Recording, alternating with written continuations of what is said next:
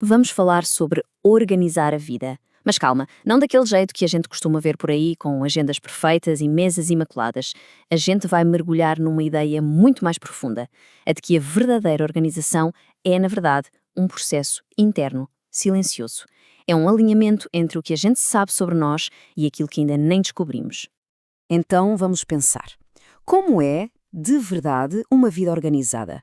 Se a gente fechar os olhos, o que vem à mente? Uma agenda toda colorida, com cada minuto planeado? Uma secretária minimalista, impecável? Pois é, essas são as imagens que nos venderam, mas e se a organização real for algo que não dá para fotografar? Talvez esteja na hora de questionar essas ideias. Esse contraste aqui é fundamental.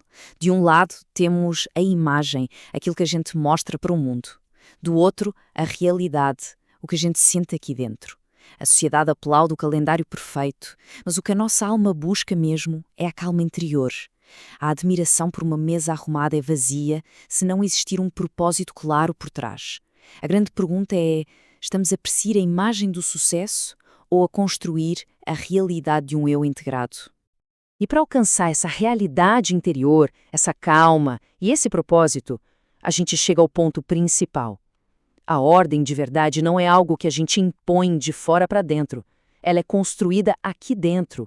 É um trabalho invisível, sabe? Baseado em princípios profundos e não nessas soluções rápidas que a gente vê por aí. E é aqui que entra a psicologia profunda de Carl Jung.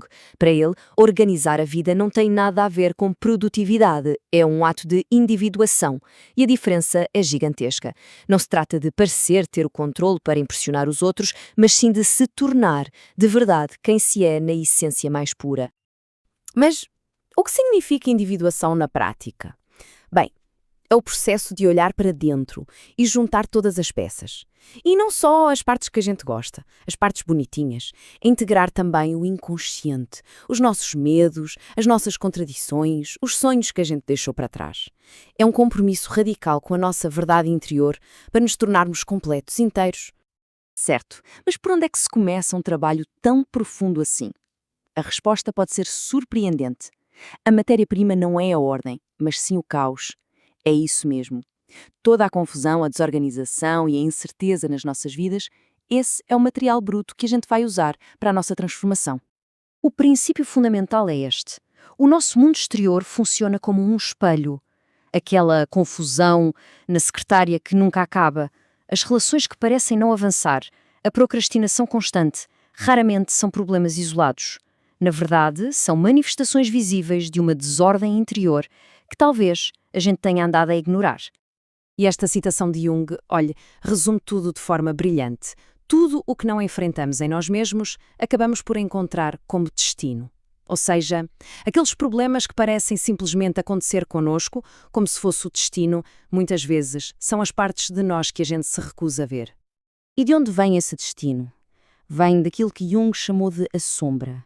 Pense nela como se fosse o porão da nossa mente, onde a gente guarda tudo o que não quer ver. As inseguranças, a raiva, até talentos que reprimimos. O problema é que, se não descermos a esse porão com uma lanterna de vez em quando, o que está lá embaixo acaba por governar a casa inteira.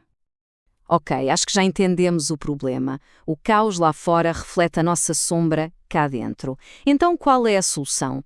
A resposta está num processo que Jung comparava à alquimia, a transformação de material bruto, que é o nosso caos, em ouro, que é uma vida integrada.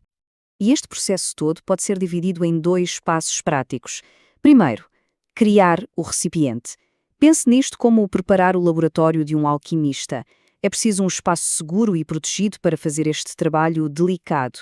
Só depois, com o espaço criado, é que podemos passar ao passo 2, definir o eu, que é o trabalho de transformação em si.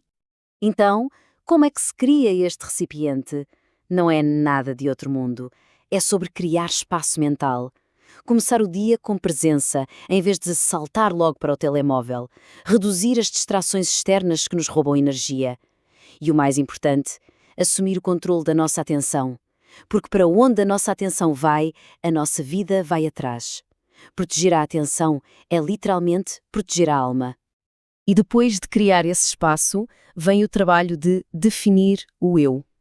Isto significa questionar ativamente o que é supérfluo na nossa vida, porque o excesso muitas vezes é só a sombra a pedir atenção. Significa estabelecer limites, não por egoísmo, mas por autoproteção. E ao fazer isto, ao afirmar o nosso próprio valor, abrimos espaço para que o nosso verdadeiro centro, o eu, possa finalmente respirar e guiar-nos. Depois de todo este trabalho interior, qual é a recompensa? O que é o tal ouro que o alquimista procura? A resposta é, ao mesmo tempo, simples e muito profunda. Uma vida integrada. E este é talvez o ponto mais importante de todos. O objetivo deste trabalho não é a perfeição, é a inteireza. Uma vida perfeita é uma ilusão, não existe. Uma vida inteira, por outro lado, é aquela que abraça tudo. A luz, a escuridão, as falhas. A nossa alma não quer ser perfeita, ela quer ser completa. E esta tabela mostra a diferença de uma forma muito clara. De que lado é que vivemos a maior parte do tempo? No lado do ego, que vive a reagir à procura da aprovação dos outros, ou estamos a construir uma vida guiada pelo eu, que responde a partir de um centro sólido, à procura da autenticidade e propósito? A primeira é uma vida de aparências, a segunda, uma vida com alma. Portanto, a serenidade genuína, aquela paz de espírito, não vem de fingir que as partes difíceis de nós não existem.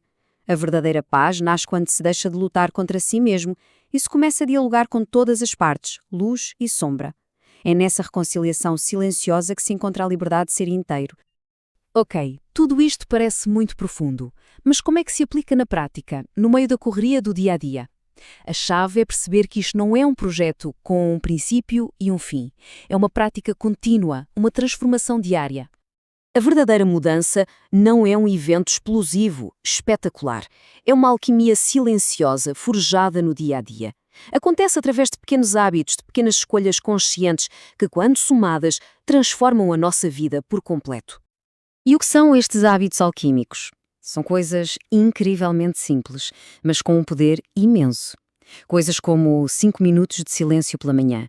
Parar e simplesmente observar uma emoção, em vez de reagir automaticamente. Dizer um não consciente para proteger a sua energia. Cada um destes pequenos atos não é apenas um hábito, é um passo na revolução da alma. No fim de contas, organizar a vida por dentro é uma jornada de autoconhecimento. Ao tornar consciente aquilo que estava oculto, ganhamos autonomia e construímos uma vida com mais significado. A questão então não é como mudar tudo de uma vez, mas sim, que pequeno hábito pode iniciar esta alquimia interior hoje? A transformação começa com um único passo consciente.